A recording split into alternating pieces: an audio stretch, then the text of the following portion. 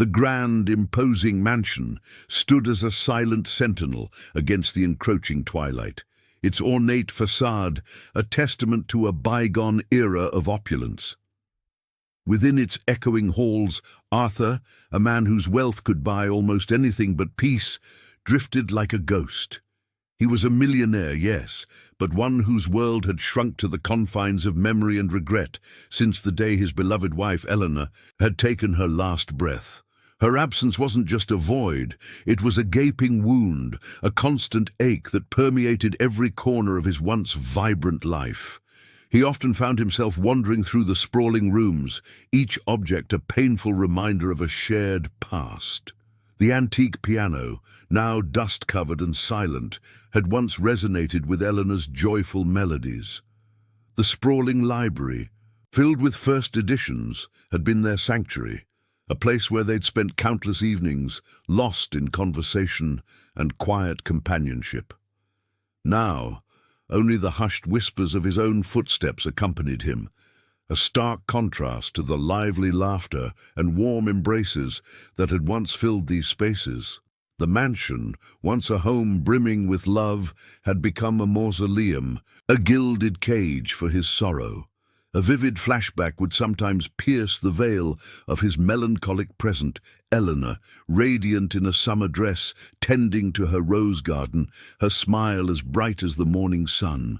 Or perhaps a quiet evening by the roaring fireplace, her hand gently intertwined with his, her eyes reflecting the dancing flames and a love that felt eternal. These stolen moments of happiness, though bittersweet, only deepened the chasm of his grief, emphasizing the profound emptiness she had left behind. The void was absolute, consuming him entirely. His two adult daughters, Amelia and Beatrice, offered little solace. Their visits were infrequent, punctuated by thinly veiled inquiries about his health and, more pointedly, his financial affairs. They saw him not as a grieving father, but as a repository of wealth, a means to an end. Their calls were usually requests for funds, their conversations devoid of genuine warmth or concern. Their affection, he had come to realize, was conditional, tied inextricably to the vast fortune he possessed. This strained relationship only amplified his isolation, reinforcing the belief that he was truly alone in his sorrow. Arthur's days had settled into a monotonous rhythm, a relentless cycle of solitude. He would wake, eat a solitary breakfast prepared by a silent house staff, read the financial papers without true interest, and then retreat to his study, surrounded by the ghosts of his past. The grand estate, with its manicured lawns and towering gates, served as both a sanctuary and a prison. The imposing wrought-iron gate in particular felt like a physical manifestation of his emotional barriers, a formidable boundary between his internal world of grief and the bustling, indifferent world outside. It kept intruders out, but also kept him locked in, a prisoner of his own making. One particularly grey afternoon, as a light drizzle began to fall, Arthur found himself gazing out a tall, arched window overlooking the estate's entrance.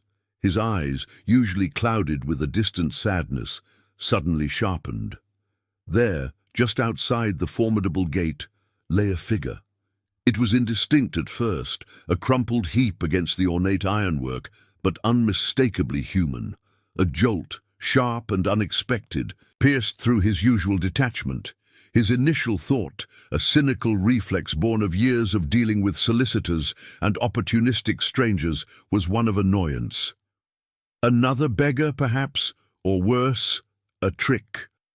But the stillness of the figure, the way it lay so utterly motionless in the damp grass, stirred something deeper within him.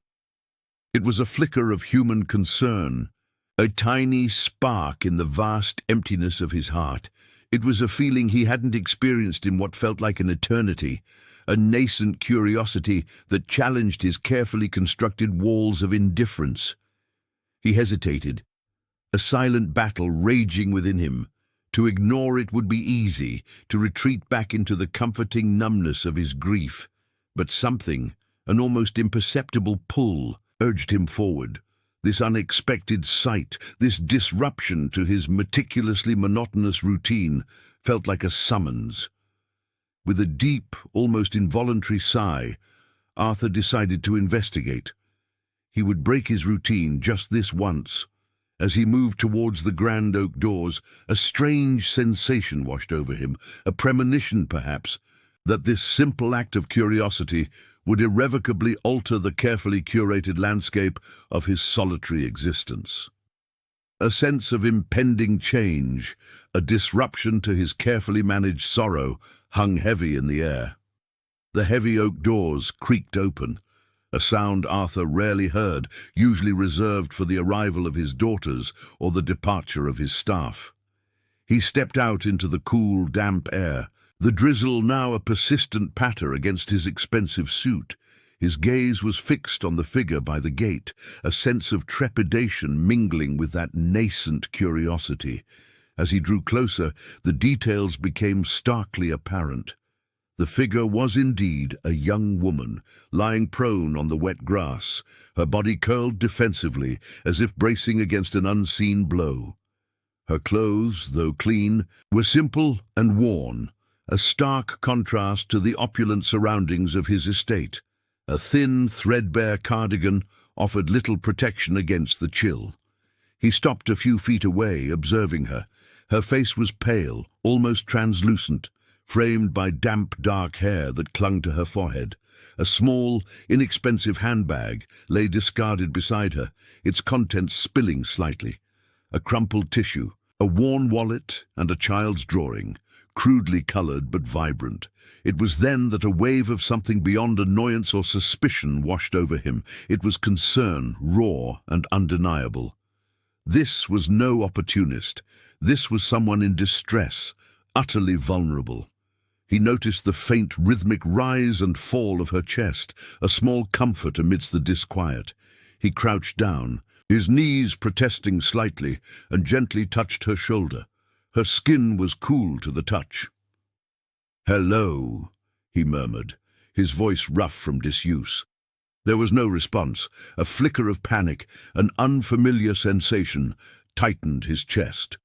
Without a second thought, he pulled out his phone, his fingers, usually slow and deliberate, moving with surprising urgency. He called his estate manager, then his personal doctor, explaining the situation in clipped, efficient tones. He instructed them to bring the necessary assistance, emphasizing the need for immediate medical attention. Within minutes, the quiet solitude of his gate was broken by the arrival of the estate vehicle and, shortly after, an ambulance. The paramedics worked swiftly, carefully lifting the young woman onto a stretcher. Arthur stood by, a silent, watchful presence, an uncharacteristic knot of worry tightening in his stomach. He heard one of the paramedics identify her as Maria, noting signs of exhaustion and severe dehydration. He insisted on knowing where she would be taken, and without hesitation informed them that he would cover all medical expenses. It was an impulse, a decision made without his usual calculated thought, but it felt profoundly right. Later that evening, as Maria was being attended to at a local clinic, Arthur found himself pacing his study, a habit he hadn't indulged in since his wife's passing. The phone rang, a jarring sound in the quiet house. It was Amelia, her voice laced with an almost aggressive curiosity. "Father, what is this I hear about a woman being found at our gate? And you paid for her clinic visit. What on earth were you thinking?" Before he could fully explain, Beatrice chimed in, her tone equally disapproving. "Honestly, Father, you can't just pick up strays from the street. Who is she?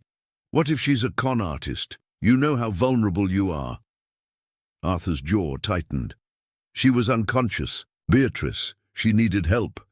"Help from us?" Amelia scoffed. "There are hospitals, charities. Why our money? You're being far too generous with strangers, especially when you—" She trailed off, but her implication was clear. His generosity should be reserved for them. Their words were like a cold shower, dousing the fragile warmth of his nascent compassion. He ended the call curtly. feeling a familiar wave of disappointment. Their immediate assumption of deceit, their complete lack of empathy for a human being in distress, was a stark reminder of the chasm that had grown between them. He contrasted their cold, calculating responses with the image of Maria's pale, vulnerable face. Her quiet suffering, even in unconsciousness, seemed infinitely more genuine than his daughter's performative concern. A quiet determination began to solidify within Arthur. He realized he knew nothing about this woman, Maria, beyond her immediate need. But her presence, collapsed at his gate, felt like more than a random accident. There was a mystery here, a story untold, and a deep-seated instinct urged him to uncover it. He found himself wanting to understand why she had been there, what circumstances had led her to such a desperate state. This newfound resolve, this flicker of purpose, was a sensation he hadn't felt in years, a quiet stirring in the depths of his long-dormant heart. The imposing gate, once a symbol of his isolation, now seemed to have inadvertently opened a pathway to an unexpected connection, a connection that promised to disrupt the carefully constructed stillness of his world. Maria's eyelids fluttered, a soft, hesitant movement against the stark white of the clinic's pillow. The faint scent of antiseptic hung in the air, a sterile contrast to the vibrant smells of the city she usually navigated. When her eyes finally opened, they were met by the gentle yet insistent gaze of Arthur. He sat by her bedside, a figure of quiet authority, his expression unreadable but devoid of the harsh judgment she often expected. "How are you feeling, Maria?" His voice was low, surprisingly kind. She tried to speak, but her throat felt rough, parched. A nurse, noticing her awakening, promptly offered a glass of water, which Maria gratefully accepted. After a few sips, she managed a weak, "Better, thank you." Her mind, still hazy from exhaustion, struggled to piece together the events that led her here. The last thing she remembered was the overwhelming heat, the gnawing hunger, and the imposing iron gates. Arthur sensed her apprehension, the unspoken fear in her eyes. "There's no need to worry. You're safe here. I just want to understand what happened. Why were you at my gate?" He made sure his tone conveyed genuine concern, not interrogation. He watched her carefully, noting the way her gaze darted around the room, searching for an escape route that wasn't there. He understood that she was assessing him, trying to gauge his intentions. Maria hesitated, her fingers tracing the rough texture of the bedsheet. Shame. Her familiar companion threatened to engulf her.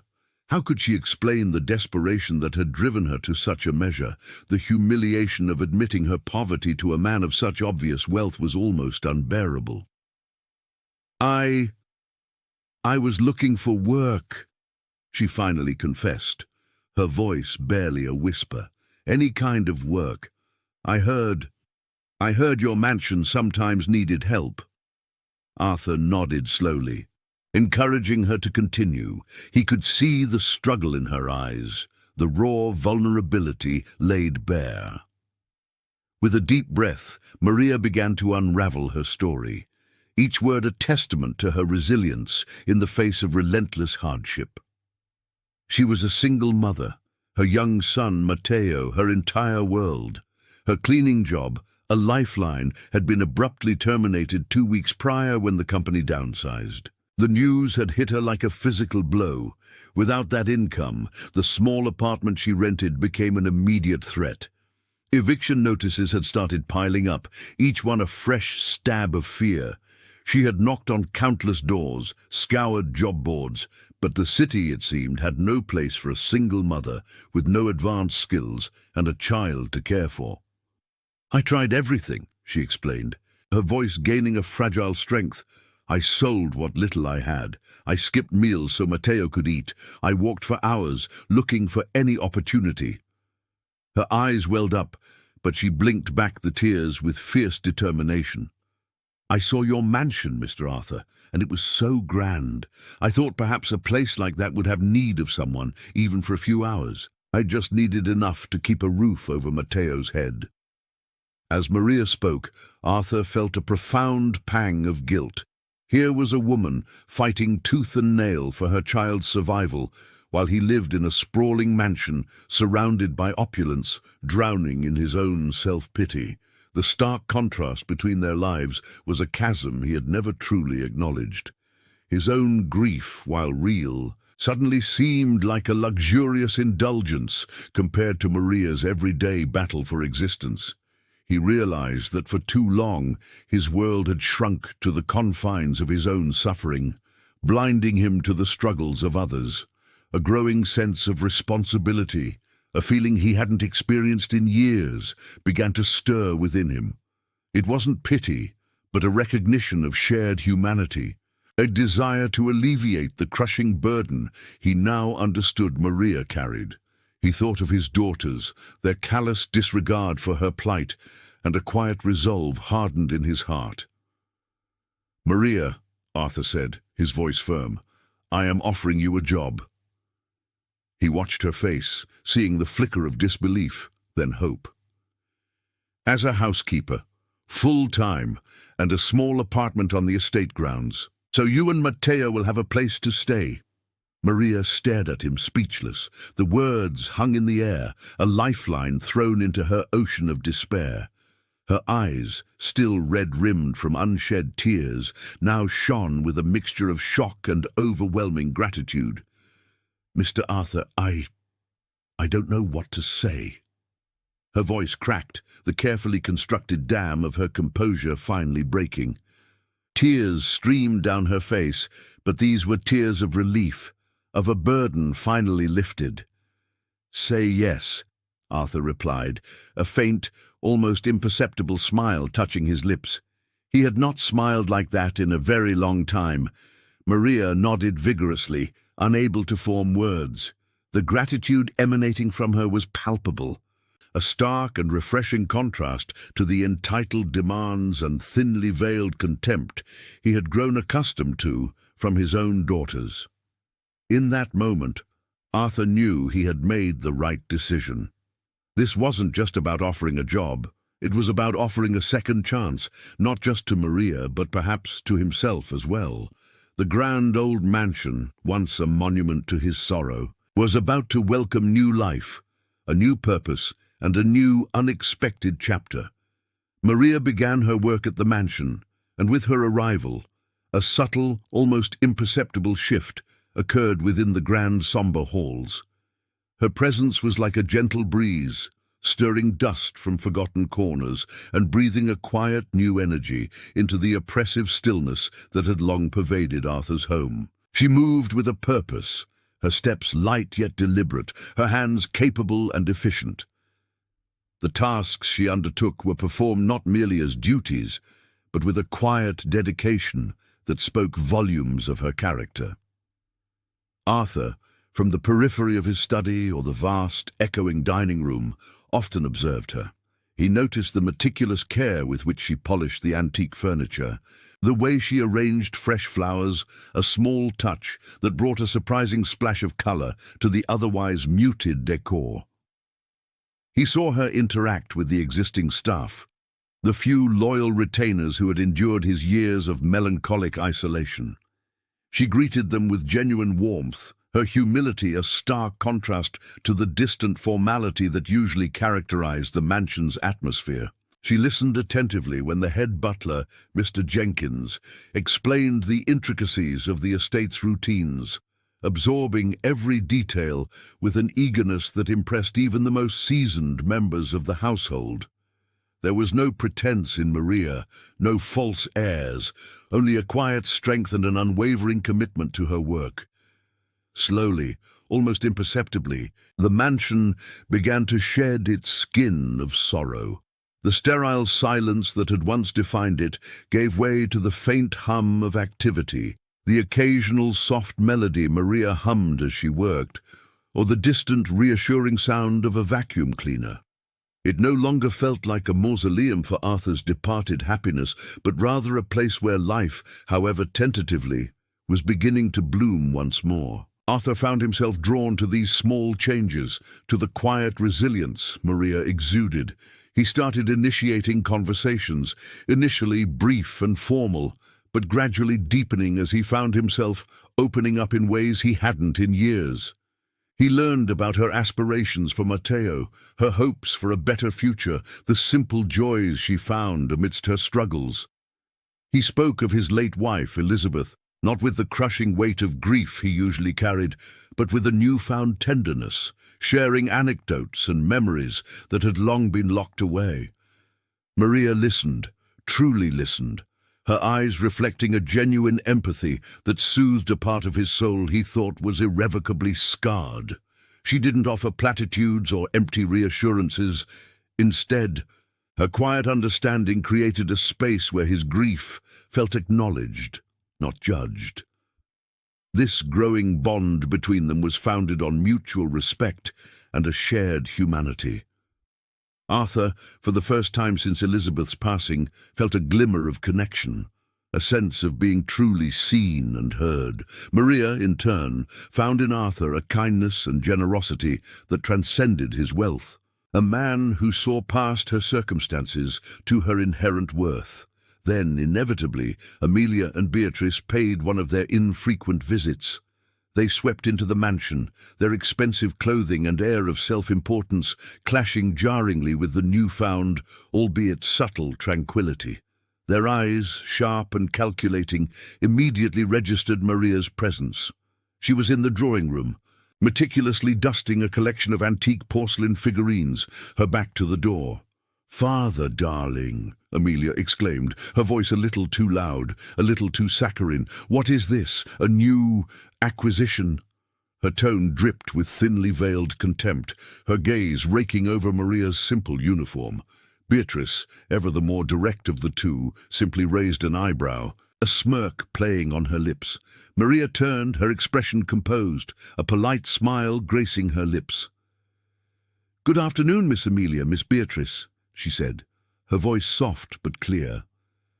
"I am Maria, the new housekeeper." Amelia let out a delicate theatrical sigh. "A housekeeper, really? Father, you have an entire staff, and she's so young and rather—" She trailed off, her eyes conveying the unspoken insult. Beatrice chimed in, her voice edged with a patronizing sweetness. "Yes, Father. One must be careful with new staff. You never know their true intentions, do you? Especially those who appear out of nowhere." Arthur felt a familiar tightening in his chest, a wave of irritation rising at their casual cruelty. "Maria is an excellent worker, and she has proven herself to be entirely trustworthy," he stated, his voice firm, leaving no room for argument. "She is a valued member of this household." His daughters exchanged a look, a silent communication passing between them. Their smiles faltered, replaced by a glint of something colder, more calculating. They saw Maria not as a person, but as an interloper, a potential threat to their carefully constructed future. Their attempts to undermine Maria were subtle, insidious. They would drop seemingly innocuous comments, hinting at her humble origins or the suddenness of her employment. They tried to plant seeds of doubt in Arthur's mind, suggesting that her kindness was merely a clever facade to gain his favor. "She seems a little too eager to please, don't you think, Father?" Amelia would remark, casually swirling her champagne, almost manipulative. "One must be careful not to be taken advantage of, especially at your age, Father," Beatrice would add, her gaze fixed on Arthur but her words clearly aimed at Maria, who continued her work with an unshakable dignity, seemingly oblivious to their barbs. Yet Arthur noticed the subtle tightening of her jaw, the slight pause in her movements. He knew she heard them, and his respect for her grew even deeper. He recognized the age-old tactic, the attempt to discredit someone by poisoning the well of another's perception. But for now, their words had little impact on Arthur. whose trust in Maria was slowly but surely solidifying, a stark contrast to the crumbling facade of his relationship with his own daughters. Amelia and Beatrice, however, were not easily deterred. Their initial disdain for Maria quickly morphed into a growing, gnawing suspicion. They saw her as an insidious threat, a cunning opportunist who had, in their eyes, magically appeared to usurp their rightful place in their father's affections, and more importantly, his fortune. The idea that their father, a man they viewed as increasingly frail and susceptible, could be genuinely touched by a cleaning lady was anathema to their self-serving worldview. They were convinced she was manipulating him, weaving a deceitful web to secure a piece of their inheritance. Their conversations, often held in hushed conspiratorial tones when they believed Arthur was out of earshot, became increasingly laced with derogatory remarks about Maria's background. "She's just a commoner, father," Amelia would scoff to Beatrice, assuming Arthur was engrossed in his study. "What could she possibly offer him besides a clean floor? And certainly not the intellectual companionship he truly needs." Beatrice would nod in agreement, her eyes narrowed. "Exactly. She's probably after his money. They always are, these types, preying on the vulnerable." They painted a picture of Maria as a calculating villainess, a stark contrast to the quiet, dignified woman who moved through the mansion with grace. Driven by an insatiable greed and an overwhelming sense of entitlement, they began to actively investigate Maria. They meticulously scrutinized her every move, questioned the other staff about her habits, and even tried to pry information from Arthur about her past. Their goal was singular: to find any shred of dirt, any inconsistency, any weakness that could be exploited to discredit her in their father's eyes. They fantasized about the moment they would expose her as a fraud, sending her packing and restoring their undisputed claim to Arthur's wealth. For them, the mansion was a treasure chest, and Maria was a pirate attempting to plunder it. Arthur, however, remained largely unimpressed by their thinly veiled attempts to undermine Maria. He had witnessed firsthand Maria's diligent work ethic, her genuine kindness, and her unwavering resilience. He had seen the subtle ways she had brought warmth back into his once cold home. He had felt the quiet comfort of her presence, a solace his daughters had never provided. When they would voice their concerns, and he would dismiss them with a firm, almost exasperated tone. "Maria is a good woman, and she works hard," he would state simply, his voice leaving no room for further debate. "Your suspicions are unfounded." This unwavering defense of Maria only served to further strain his already fragile relationship with his daughters. Their frustration mounted, fueling their resolve to uncover what they believed was Maria's true, nefarious agenda. They interpreted his trust in Maria as a direct affront to their devotion, a betrayal of their familial bond. They couldn't comprehend that his bond with Maria was rooted in genuine human connection, something entirely alien to their transactional understanding of relationships. Meanwhile, Maria, with an almost ethereal calm, continued her work with unwavering dedication. She noticed the cold stares, the whispered conversations, the palpable animosity emanating from Amelia and Beatrice. She wasn't entirely oblivious to their plotting, but she chose to focus on her duties, finding solace in the routine and the quiet satisfaction of a job well done.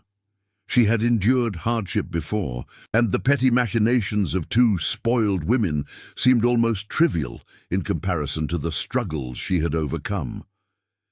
She clung to her belief in Arthur's good nature, hoping that his trust in her would remain steadfast. Yet, despite her outward composure, a subtle sense of unease began to linger in the grand halls of the mansion. The tension between Maria and the daughters was a silent undercurrent, a palpable force that permeated the atmosphere. It was an unspoken promise of future confrontation, a quiet prelude to the storm that was inevitably brewing. The daughters' greed was a relentless engine, and they would not rest until Maria was gone and their perceived birthright secured. The fragile peace that had settled over Arthur and Maria was, unknowingly to them, about to be shattered by the relentless machinations of two women driven by avarice. The stage was set for a dramatic unveiling, a moment where loyalties would be tested and true characters would be revealed. The simmering resentment of Amelia and Beatrice finally boiled over, transforming their whispered suspicions into concrete action. They were convinced Maria was a gold digger, a cunning manipulator preying on their father's vulnerability, and they would stop at nothing to expose her. Their entitlement festered, a venomous belief that their inheritance was being threatened by this interloper. Thus, they made a decision, cold and calculated, to hire a private investigator. This wasn't a casual inquiry. It was a mission to unearth every single flaw, every potential lie, every minute detail that could be twisted into a weapon against Maria. The investigator, a shrewd man named Mr. Finch, with eyes that saw through pretenses, was given a simple directive: find something, anything, to discredit Maria. He delved into her past with professional detachment, sifting through employment records, residential histories, and any public information available. He sought the smoking gun, the definitive proof of deception that Amelia and Beatrice so desperately craved. Weeks turned into a month, and the investigators' findings were, to the daughters' dismay, largely uneventful. Maria's life was, by all accounts, one of quiet struggle and honest work. However, amidst the mundane details, Mr. Finch did uncover a minor discrepancy. In a previous cleaning job application, Maria had listed her employment date as beginning 2 weeks later than her actual start date. It was a negligible error, perhaps a simple oversight or a misunderstanding during the application process, easily explainable by the chaotic circumstances of her life at the time. She had been juggling multiple jobs, caring for her child, and battling the creeping anxiety of eviction. A minor clerical error seemed insignificant in the grand scheme of her survival, but to Amelia and Beatrice, this tiny inconsistency was a godsend. It was the crack in Maria's armor they had been searching for, a seemingly innocuous detail that they could inflate into a monstrous deception. Their minds, warped by greed and suspicion, immediately began to twist this minor clerical error into a nefarious plot. They constructed an elaborate narrative of dishonesty, portraying Maria as a cunning individual who meticulously fabricated her past to gain sympathy and financial advantage. They convinced themselves that this small lie was merely the tip of an iceberg of deceit.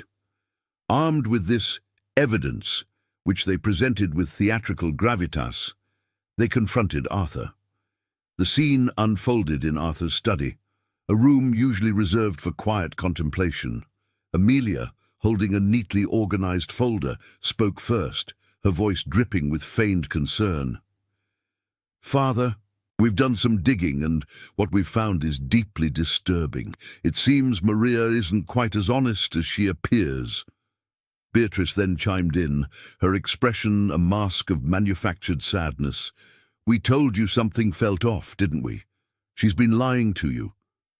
They laid out their findings, emphasizing the discrepancy with dramatic pauses, painting a picture of calculated deceit. They highlighted how Maria had supposedly misrepresented her employment history, implying a pattern of dishonesty designed to manipulate. Arthur, who had been steadfast in his defense of Maria, felt an unexpected flicker of doubt ignite within him. It was a tiny spark, but it was enough to unsettle his conviction. He remembered instances of betrayal in his past, business dealings gone sour, friendships that had dissolved under the weight of deceit. His daughters, masters of manipulation, expertly exploited this vulnerability, weaving a narrative that resonated with his own past experiences of being misled. They knew his weaknesses, his triggers, and they pressed every button with ruthless precision. Maria, who had been called into the study under the pretense of a routine discussion, found herself blindsided. She listened, her heart sinking, as the daughters spun their tale of fabrication around a simple, honest mistake. When it was her turn to speak, she struggled to explain the minor inconsistency. The words caught in her throat, not because she was guilty, but because the sheer absurdity of the accusation, coupled with Arthur's suddenly clouded expression, rendered her momentarily speechless. How could such a small thing be blown so wildly out of proportion? How could Arthur, who had shown her such kindness, now look at her with such intense scrutiny?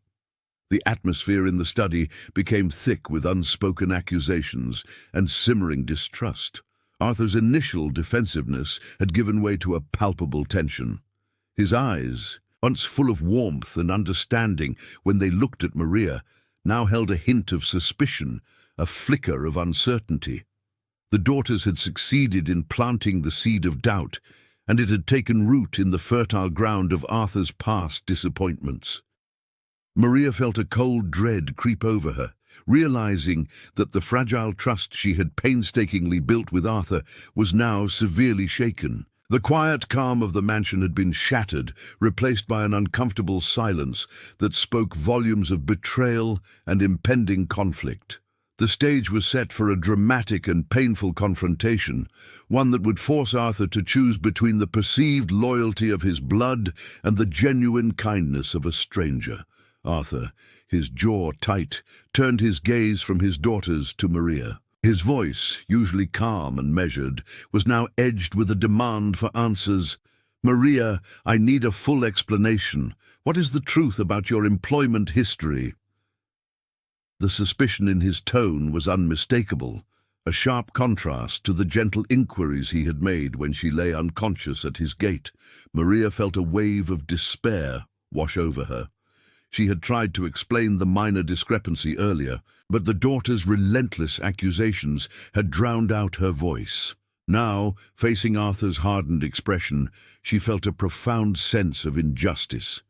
She took a deep breath, attempting to steady her trembling hands, and began to clarify the situation, her words earnest and heartfelt. She spoke of a temporary agency mix-up, a lost record, a simple administrative error that had been magnified into a deliberate deception. Her explanation was genuine, devoid of artifice, reflecting the honest struggle of a woman trying to make ends meet. However, Arthur's daughters were not about to let the truth get in the way of their narrative.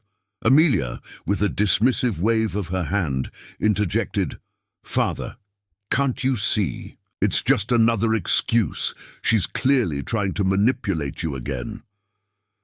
Beatrice, ever the accomplice, added, "It's always the same story with people like her, isn't it? Always a sob story to cover up their lies." Their voices, sharp and accusatory, chipped away at Arthur's resolve, reinforcing the doubts they had so carefully sown. They actively participated in the confrontation, their every word and gesture designed to fuel Arthur's anger and solidify his distrust. They played on his past vulnerabilities, subtly reminding him of previous betrayals, painting Maria as yet another opportunist seeking to exploit his wealth and kindness. Maria looked at Arthur, pleading with her eyes for him to see beyond his daughter's venomous words, to remember the person she truly was. But the pressure from his daughters, combined with his own insecurities and the lingering pain of past deceptions, proved too much. His face, etched with a mixture of confusion and disappointment, hardened into a mask of finality. He sighed, a heavy, resigned sound that echoed in the tense silence of the study. I think it's best if you leave, Maria," he said, his voice now devoid of emotion, a cold, clinical pronouncement. "I can't have someone I can't trust in my home." The word struck Maria like a physical blow. Her heart, which had dared to hope for a new beginning, shattered into 1,000 pieces. She stared at Arthur, her eyes welling up with tears, unable to comprehend the sudden shift in his demeanor. The man who had shown her such compassion, who had offered her a lifeline, was now dismissing her based on a fabricated lie. The betrayal was crushing, more painful than any hardship she had faced. Without another word, her shoulders slumped, Maria turned and walked out of the study, leaving the mansion that had briefly offered her solace, her dreams and hopes dissolving into the cold, unforgiving reality of her situation. She left heartbroken, feeling utterly betrayed by Arthur's sudden change of heart, a change orchestrated by his avaricious daughters. The heavy oak door of the mansion closed behind her with a desolate thud, a sound that seemed to seal Arthur's regret. Almost immediately a profound sense of emptiness descended upon him. The words had barely left his lips before a wave of remorse washed over him. He watched her retreating figure through the window, a knot forming in his stomach. He knew deep down that he had made a terrible mistake, but his pride, a stubborn, unyielding force, prevented him from calling her back. The mansion, which had gradually begun to feel like a home again under Maria's warm, diligent presence, now returned to its former silence, but this time it felt even heavier, a suffocating blanket of guilt and regret. The quiet hum of the house, once a comforting backdrop to Maria's bustling activity, now seemed to mock him with its stark emptiness. Meanwhile, Amelia and Beatrice exchanged triumphant glances. Their faces, momentarily stripped of their feigned concern, revealed a chilling satisfaction. They had won. They had successfully removed the perceived threat to their inheritance. They celebrated their victory with self-congratulatory whispers, oblivious to the emotional devastation they had wrought. They saw only their immediate gain, their potential inheritance secured, completely blind to the profound emotional damage they had inflicted upon their father and the injustice they had visited upon Maria. They were unaware that their cruel manipulation had not only driven Maria away, but had also planted a seed of bitter resentment in Arthur's heart, a seed that would soon blossom into a fierce determination for justice. The mansion, once a symbol of Arthur's grief, now became a monument to his daughter's greed, a cold, echoing reminder of a kindness betrayed. Arthur fell back into a deep depression, a chasm even darker and more suffocating than the one he had inhabited after his wife's passing. The brief flicker of light Maria had brought into his life had been extinguished, leaving him in a profound, desolate darkness. The mansion, once a grand testament to his success, now felt like a mausoleum, each opulent room echoing with the silence of his solitude. Without Maria's quiet industry, the subtle scent of fresh flowers she often arranged, the soft hum of her movements, the house became a cold, sterile monument to his folly. Every polished surface, every dust-free corner, now served as a stark reminder of the injustice he had inflicted upon her, a mistake that gnawed at his conscience with relentless ferocity. He realized his mistake with a clarity that stung like a lash. The injustice he had inflicted upon Maria, a woman who had shown him nothing but kindness and genuine empathy, weighed heavily on his soul. He replayed the confrontation in his mind countless times, each repetition highlighting his own weakness, his susceptibility to his daughter's insidious manipulations. He had allowed their greed to blind him, their calculated venom to poison his judgment. The thought of Maria, alone and struggling, her hopes shattered by his rash decision, filled him with a crushing sense of guilt. His daughter's coldness, once a familiar but tolerable annoyance, now became an unbearable torment. Their visits, previously infrequent, became more regular as they sensed an opportunity to solidify their position. They would arrive with practiced smiles and hollow pleasantries, their eyes constantly scanning the room, assessing, calculating, their conversations invariably circling back to his finances, his health, his future. Their constant demands for money, often thinly veiled as concerns for his well-being, grated on him, each request a fresh wound to his already bruised spirit. He saw through their thinly veiled affection, recognizing it for the transactional exchange it truly was.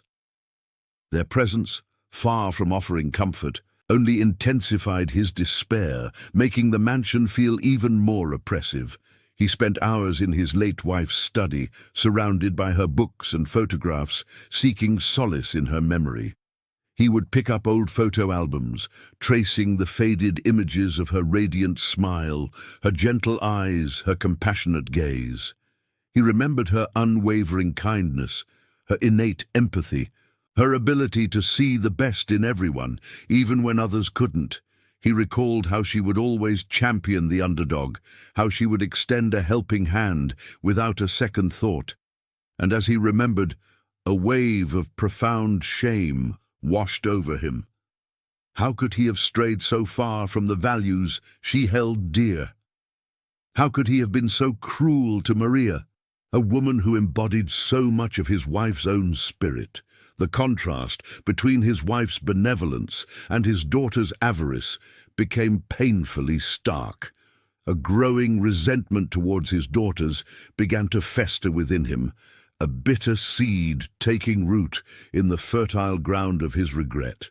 He saw them not as his beloved children, but as opportunistic vultures circling, waiting for him to falter. He started to question everything about them, their upbringing, their values, their very nature. Had he failed them? Or had they always been this way, their true selves merely hidden beneath a veneer of filial duty? He began to scrutinize their words, their actions, their subtle glances, searching for answers, for justification, for anything that could explain their heartless behavior. One afternoon, a few weeks after Maria's departure, Arthur was in the library, attempting to read, though his mind refused to focus. He heard hushed voices from the adjacent drawing room, the elegant doors ajar. It was Amelia and Beatrice. He didn't mean to eavesdrop, but their words, sharp and clear, pierced the quiet of the house. "Honestly, Beatrice, I can't believe Father was so easily swayed by that cleaning lady," Amelia sneered, her voice dripping with disdain. "For a moment I thought we'd actually have to share. Can you imagine? Her child running around here." Beatrice chuckled, a cold, unfeeling sound. "Father is getting soft in his old age, Amelia, but we handled it. Now, about the estate. I heard him on the phone with his lawyer last week. We need to make sure everything is in order. We don't want any surprises." "Exactly," Amelia responded, her tone conspiratorial. "He's been looking rather frail lately. We should encourage him to finalize his will soon, and perhaps suggest some advantageous investments for his remaining years. Something that benefits us." Of course. The shocking truth of their greed, their utter lack of love or genuine concern for him, crashed over Arthur like a tidal wave. It wasn't just about Maria, it was about him. They saw him not as a father, but as an asset, a resource to be managed and exploited. Their words painted a horrifying picture of their true motives, stripping away any pretense of affection. They were not merely indifferent, they were actively plotting, calculating, waiting for his demise. The realization was a brutal blow, shattering the last vestiges of his illusions. His heart, already heavy with remorse, now burned with a fierce, purifying anger. In that moment, a burning desire for justice and redemption took root in Arthur's soul. It was a fire that consumed his despair, replacing it with a steely resolve. He would not be a pawn in their greedy game. He would not allow their cruelty to triumph. He would not let Maria's unjust dismissal be the final chapter. The mansion, once a symbol of his grief and his daughter's greed, would now become the stage for his retribution. He would right the wrongs, not just for Maria, but for himself, for the memory of his beloved wife, and for the sake of his own battered integrity. The game, he suddenly realized, was far from over. It had only just begun. The fire of anger and resolve burning within Arthur propelled him into action. He wasted no time. The very next morning, with a renewed sense of purpose that he hadn't felt in years, he contacted the private investigator he had previously hired to look into Maria. This time, however, the target of the investigation was different. This time, he wanted every stone unturned, every shadow illuminated, every secret laid bare concerning his own daughters, Amelia and Beatrice. His instructions were clear, concise, and devoid of the emotional hesitation that had plagued him before. He wanted to know about their financial dealings, their hidden assets, their debts, their relationships, their true character. Everything. He desired an unvarnished truth, no matter how ugly. The investigator, a sharp, discreet man named Mr. Davies, understood the gravity in Arthur's voice. He assured Arthur of his utmost discretion and efficiency. Within days, the first reports began to trickle in, painting a picture far more disturbing than Arthur had anticipated. Mr. Davies unearthed evidence of Amelia's extravagant spending habits, her penchant for designer clothes, exclusive parties, and a series of failed business ventures that had secretly drained significant portions of her trust fund. Beatrice, on the other hand, was revealed to be a compulsive gambler, frequenting high-stakes poker games and accumulating substantial debts through unregulated online casinos. Both daughters had been subtly, almost imperceptibly, siphoning off funds from joint accounts Arthur had set up for their future under the guise of estate management or investment opportunities, which always seemed to benefit them directly. Their manipulative behavior extended beyond their father, with reports surfacing of questionable dealings with business partners and a history of exploiting vulnerable individuals for personal gain. The investigators' findings confirmed Arthur's worst fears and solidified his conviction that his daughters were not merely selfish, but actively predatory. While Mr. Davies diligently worked on exposing his daughters' true colors, Arthur's mind was also consumed by another more pressing matter: Maria. He felt an overwhelming need to find her, to apologize, to somehow undo the injustice he had inflicted upon her. He remembered the clinic where she'd been treated, and after several inquiries, he managed to obtain her last known address. The journey was fraught with anxiety, a knot tightening in his stomach with every passing mile. He pictured her struggling, alone, perhaps even blaming him. The thought was a sharp pang of regret. He found her in a small, modest apartment on the outskirts of the city, a stark contrast to the opulent world he inhabited. The building was old, but clean, and Maria's apartment, though sparsely furnished, exuded a quiet dignity. When she opened the door, her eyes, initially wide with surprise, quickly hardened with a flicker of distant pain. She looked tired, thinner, but her spirit, though wounded, remained unbroken. "Maria," Arthur began, his voice raspy with emotion, I need to talk to you. Please." She hesitated, her gaze searching his face. Trying to discern his true intentions, after a long moment she stepped aside, allowing him entry. The air between them was thick with unspoken words, with the weight of past hurts. Arthur sat on a worn armchair, his usual imposing demeanor replaced by a humble vulnerability. He poured out his heart, explaining the manipulation he had suffered at the hands of his daughters, the seeds of doubt they had so expertly sown, his own blindness, his regret. He emphasized that her dismissal had been a terrible mistake, born of his own weakness and their calculated deception. Maria listened in silence, her expression unreadable. He saw a flicker of skepticism, a natural wariness after what she had endured. But as he spoke, his sincerity, the genuine remorse etched on his face, slowly began to chip away at her guarded facade. He wasn't offering excuses, he was offering an apology, a true and heartfelt admission of his error. He looked into her eyes, pleading for understanding, for forgiveness. He confessed to his deep regret, The emptiness he had felt since her departure, and the profound realization of his daughter's true character that had prompted his current quest for justice. A fragile trust, like a tender sapling pushing through cracked earth, began to rebuild between them. Maria, though still wary, saw the genuine pain in his eyes, the heavy burden of regret he carried. She didn't immediately forgive him, but she listened, truly listened, and a silent understanding passed between them. It was a beginning, a hesitant step towards mending what had been so carelessly broken. Just as this tentative reconciliation began to take root, Mr. Davies delivered his final damning report. It was a thick dossier, filled with irrefutable evidence, bank statements, email exchanges, recorded phone calls, and sworn affidavits from disgruntled former associates. The report meticulously detailed Amelia and Beatrice's financial improprieties, their elaborate schemes to defraud their father, and their cold, calculated discussions about his impending demise and the distribution of his vast estate.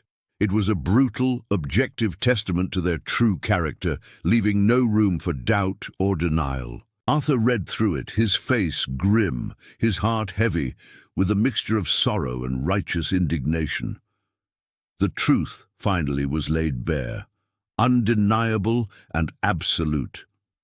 The stage was set for a confrontation that would irrevocably alter the course of their lives.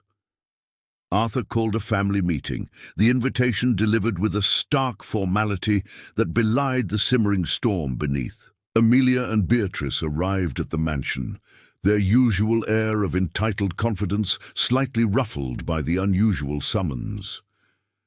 They exchanged speculative glances, their minds racing with possibilities, predominantly centered around their inheritance.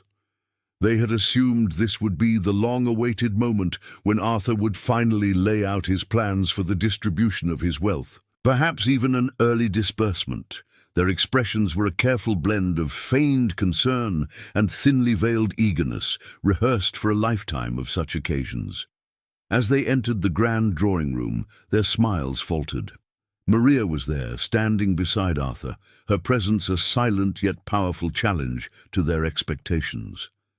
Her gaze was steady, calm, devoid of triumph, yet radiating an undeniable strength. Arthur's face was etched with a grim determination they had never witnessed before. The air in the room was thick, heavy with an unspoken tension that made their skin prickle. "Amelia, Beatrice," Arthur began, his voice surprisingly steady, yet imbued with an authority that left no room for interruption. "Thank you for coming. We have much to discuss." He gestured towards the ornate mahogany table, where a thick dossier lay, its contents a silent threat. Their eyes immediately fixated on it, a flicker of unease crossing their faces. Arthur, with Maria's quiet support, revealed the truth about his daughter's deceit. He didn't shout, he didn't accuse with venom. Instead, he spoke with a chillingly detached precision, laying out the facts as they had been uncovered. He began with the initial manipulation, how they had poisoned his mind against Maria, exploiting his grief and insecurities. He detailed their calculated efforts to discredit her, their relentless pursuit of her downfall, all to protect their perceived claim to his fortune. As he spoke, he opened the dossier, presenting the irrefutable evidence uncovered by the private investigator. He laid out copies of bank statements showing exorbitant, unexplained expenditures, email exchanges where they openly discussed their father's deteriorating health and the imminent acquisition of his assets. He played snippets of recorded phone calls, their voices cold and calculating, discussing strategies to ensure their inheritance, even hinting at accelerating his demise through neglect. The daughters were initially shocked into silence, their carefully constructed facade crumbling under the weight of the undeniable proof. Their eyes darted between Arthur, Maria, and the damning documents. A wave of disbelief washed over them, quickly followed by a desperate scramble for denial. "Father, this is preposterous," Amelia exclaimed, her voice shrill with indignation, though a tremor betrayed her fear. "These are fabrications, lies. This woman," she spat, gesturing contemptuously at Maria, "she's behind this. She's trying to manipulate you." Beatrice, equally panicked, chimed in, "Yes, father. She's trying to steal your money, to turn you against your own blood. This is a setup." Their attempts to deny and deflect were met with Arthur's unwavering resolve. He merely raised a hand, silencing their protests. "Do not insult my intelligence further," he said, his voice now colder than the winter wind. "The evidence is overwhelming. It is irrefutable. Every single transaction, every conversation, every lie you've told, every cruel thought you've harbored, it's all here. I had you investigated, just as you investigated Maria, hoping to find a truth that would exonerate you. Instead, I found a truth that condemns you." He paused, letting his words sink in, the full gravity of his discovery hanging heavy in the air. Maria remained stoic, her presence a silent testament to the suffering she had endured and the justice that was now unfolding. "For years," Arthur continued, his voice laced with a profound sadness that transcended anger, "I have been blinded by grief, by a misplaced sense of loyalty, by the belief that family, above all else, meant unconditional love. But you, my daughters, have shown me the true meaning of conditional love. Your love for me was contingent on my wealth, on what you could extract from me, not on who I was or what I needed." He took a deep breath, his gaze sweeping over their pale, contorted faces.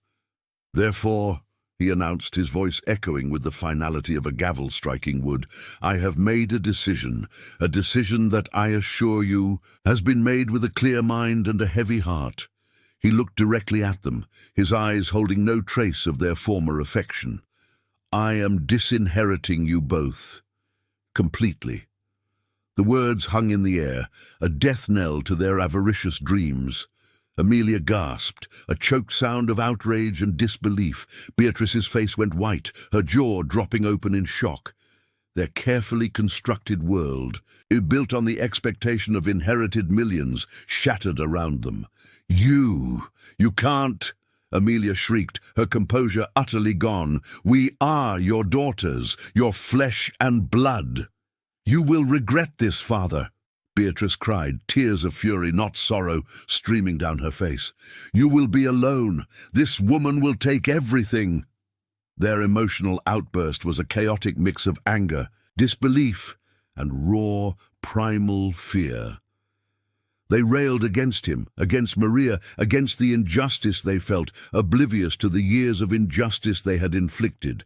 Maria, though silent, was a powerful presence, a witness to their downfall, her quiet dignity a stark contrast to their desperate, undignified display. She was not gloating, merely observing, a testament to the fact that truth, eventually, always finds its way to the light. The confrontation was not just about money, it was about the shattering of illusions, the painful revelation of true character, and the reclamation of a life that had been held captive by deceit. The echoes of their daughter's furious accusations still resonated through the once stately hall, but Arthur stood firm, an unshakable resolve hardening his gaze.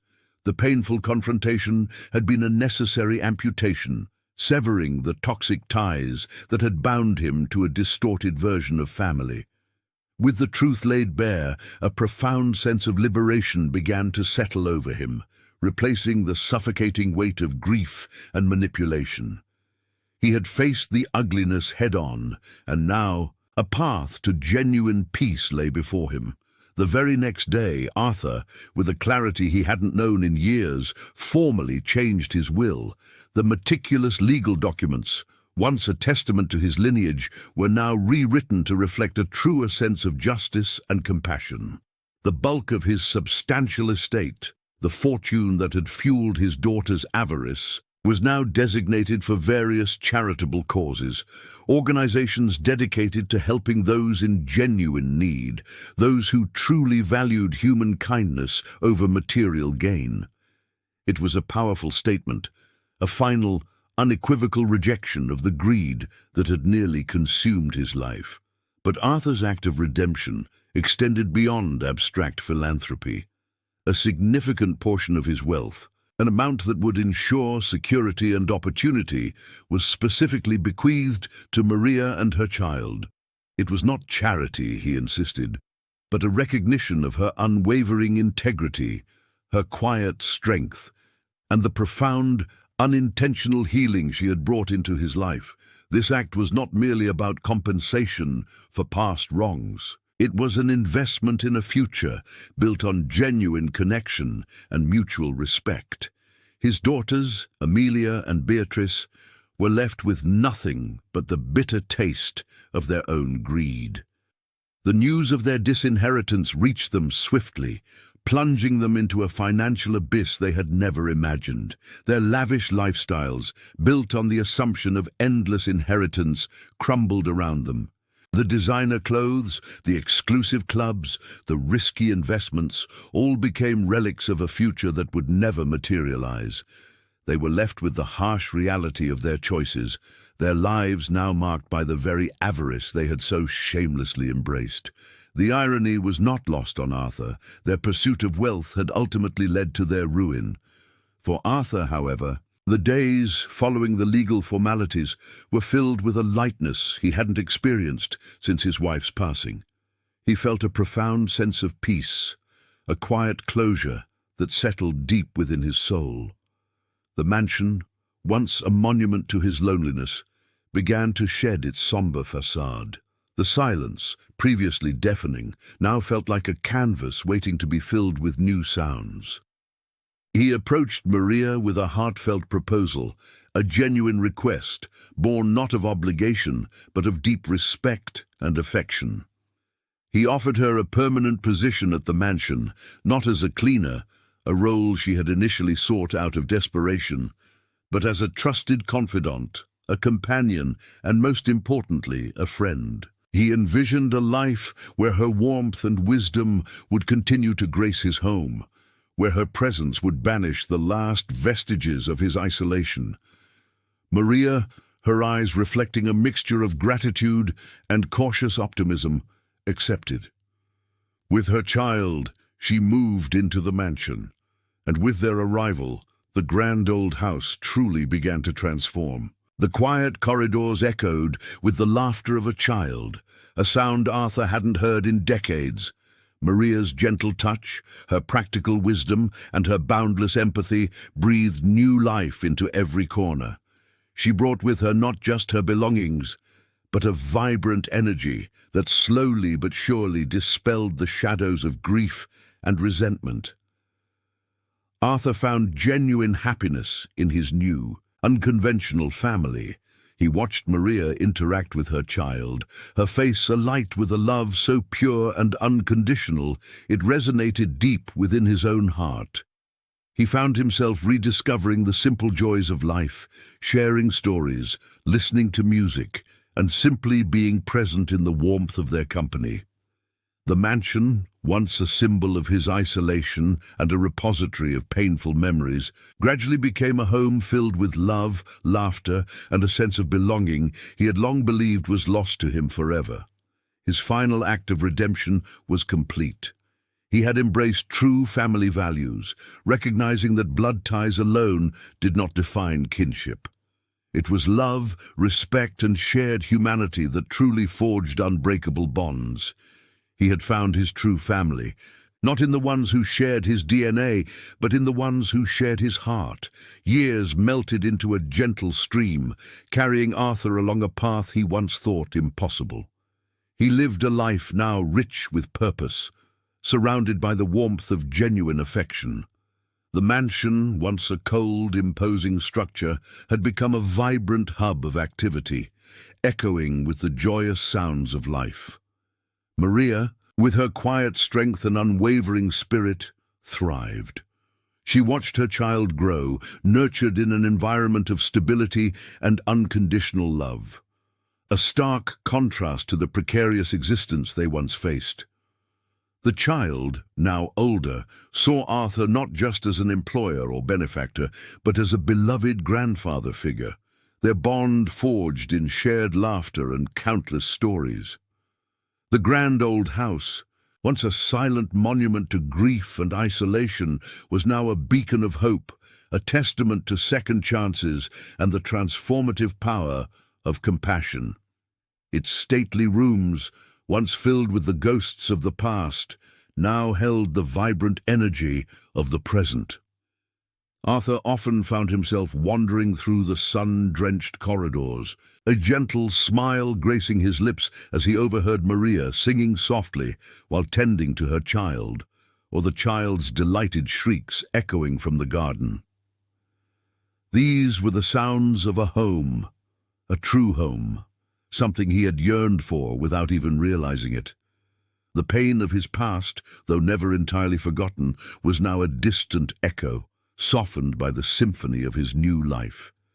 Meanwhile, Amelia and Beatrice, stripped of their expected inheritance and forced to confront the harsh realities of their own making, faced a future far removed from the opulent dreams they had so meticulously crafted.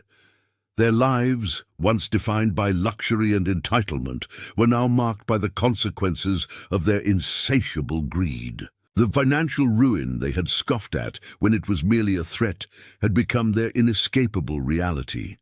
They were left to navigate a world that offered no easy handouts, a world where their charm and cunning held little sway without the backing of their father's immense fortune.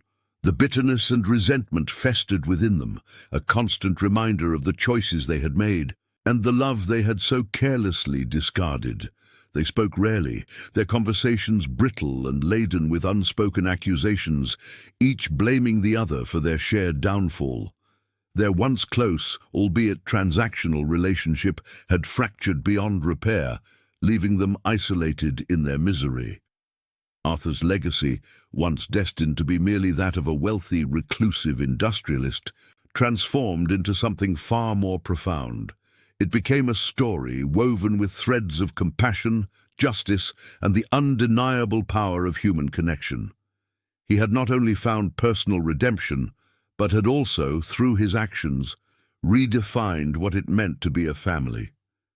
His story, whispered in hushed tones among those who knew him, served as a quiet reminder that true wealth lay not in material possessions, but in the richness of one's heart and the kindness extended to others.